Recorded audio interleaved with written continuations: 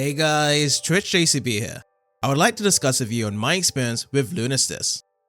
First of all, I tried out the tutorial and the music caught my attention as it was an incredible piece. While feeling out the controls though, I did notice that there was a difference in turning while holding the run button to perform turns around at a slower pace.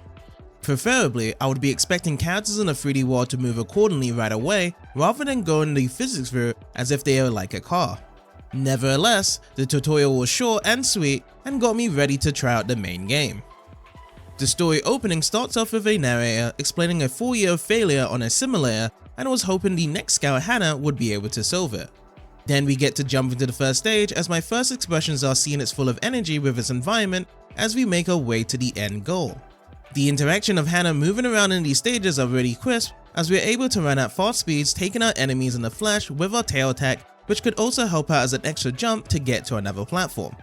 At first, we would need to learn the placements and puzzles of how we want to proceed on with the objects as it may require a certain number of jumps, then later on with extra replay value, I can see this being encouraged to keep the momentum while platforming throughout the level.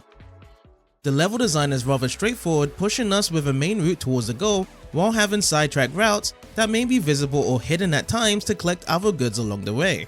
There was always a visible way of what we need to do, but would demonstrate many different ways of using our speed and jump to travel across, whether it would be running towards the screen, jumping to reach further heights, or dropping even further down. This displays great demonstration of feeling immersed of going through all the different axes in a 3D world. This follows up with the theme of the stages as each of them have different obstacles to suit the overall tone. It complements really well with the background of the stage, such as running down a water slide in the park or bouncing on mushrooms in the forest. I will say that I'm not a big fan of the Candyland stages from Mario Galaxy and Sonic Colors, but in this game I enjoy this entry along with the rhythm mechanics to time our jumps onto the platforms whenever they are visible. When we have completed a stage, we will be given a rank to score how well we have done that is based on collecting the paper cranes and not dying. I do like these requirements as it tests our exploration skills to find every crane in the level, along with our patience to remain vigilant against the enemies and have accuracy to jumping over the platforms across the stage. One of the features I was very impressed with was the rail grinding sections that were introduced in the later levels. We would need to angle ourselves to jump on it and reach the end path. However, the good thing about it is the interaction while we are on the ride, as we would have to tilt right or left to keep ourselves balanced whenever there are turns, but at the same time having manual input to switch onto other rails or defeating enemies when they get in our way. It gives us extra control and freedom in these sections that reminds me of the rail grinding mechanics in Sonic Adventure 2.